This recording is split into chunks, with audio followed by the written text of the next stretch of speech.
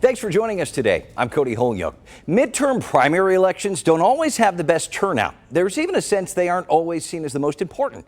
Let me dissuade you of that notion right now, especially this year. What we decide at voters will have lasting effects in both our states. Our goal is to prepare you for your decisions, and today we're going to tackle some of the biggest amendments up for consideration, starting in Missouri. First off, quick mention off the top about the first couple of items. Amendment 1 would continue a sales tax for state parks and soil and water conservation programs. Supporters are a little concerned about this one passing because of another major tax measure we'll talk about today. There's also Amendment 2, which would require all charter counties, including Jackson County, to elect its county assessor. This came about after the property tax saga in 2023. Jackson County leaders are still working to address. That brings us to our next item, and it's one we've talked a lot about.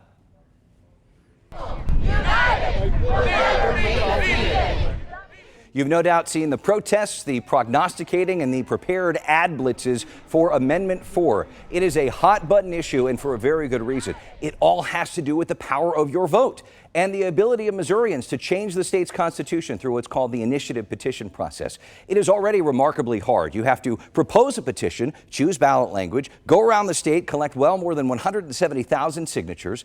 Those signatures have to be verified, and after all of that, a majority of voters across the state have to approve it at the polls.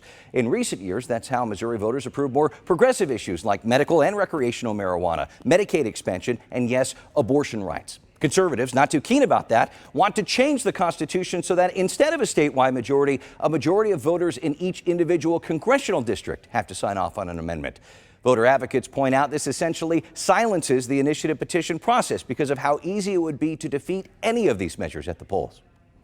You can just put your money in one district and kill the whole thing. And so this is a really anti-democratic process right now. To change the Constitution of the great state of Missouri, it should reflect not just the will of the major population centers, but that every area, every congressional district of the state should be heard. Our friends at the Missouri Independent crunched the numbers using last year's elections and found as few as 5% of voters could derail initiative petition measures, so they'd be much easier to kill than keep alive. Let's get to the heart of the matter and break down the issue with Dr. Matt Harris, political science professor at Park University. Thanks so much for being here. This change does have to be approved by voters. Oddly enough, a simple majority is all this amendment takes to pass. What should we be watching here?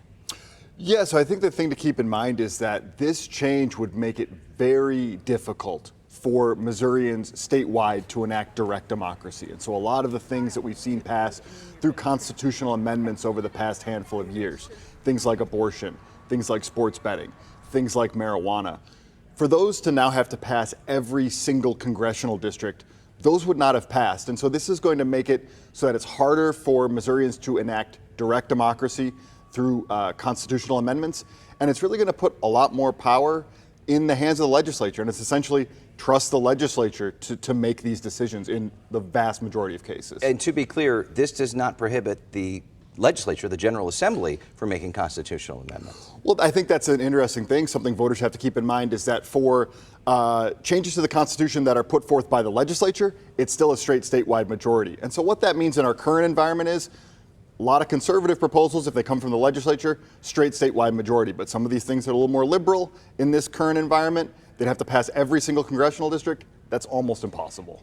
Putting on your poli-sci hat for a second, just looking at the campaigning of this would change campaigning for an issue, I imagine, in Missouri as well, if this were to pass. Yeah, because, you know, the analysis shows that as little as 5% of voters statewide, if they're in the right place, they're in a congressional district, could be enough to scuttle something. And so that's going to make campaigning a lot more about, well, we just have to sink this in one congressional district as opposed to trying to sink it statewide. Is this in response to more progressive issues being passed at the polls? Yeah, I mean, we can look back at the history of direct democracy, and there was a time when there were more conservative things, limits on taxation. But the past 5 or 10 years, yeah, it's liberal, libertarian type of positions, citizens being able to take direct action. And yeah, I don't think the legislature's happy about that. As we said, other amendments brought forth by the General Assembly would just need a simple statewide majority. That is a real disconnect, I think, compared to what we've been seeing with petition drives and people trying to make a change. Yeah, and I think what people who like this direct democracy, the way it's currently set up, will tell you is it's a way of, hey, the legislature's not taking action, which we saw on marijuana, right? Which we saw on sports betting. They weren't able to come to a consensus. This is a way for citizens to say, hey, we're going to take this into our own hands. And if this passes, that's going to be a lot more difficult. How do you think this is going to shake out? What interests you about Amendment 4? You know, what interests me is there's this piece that's about direct democracy, which we've talked about, but there are some other pieces in this amendment that are sort of ballot candy, outlawing foreign nationals from contributing to these campaigns for direct democracy, and that's already illegal by statute.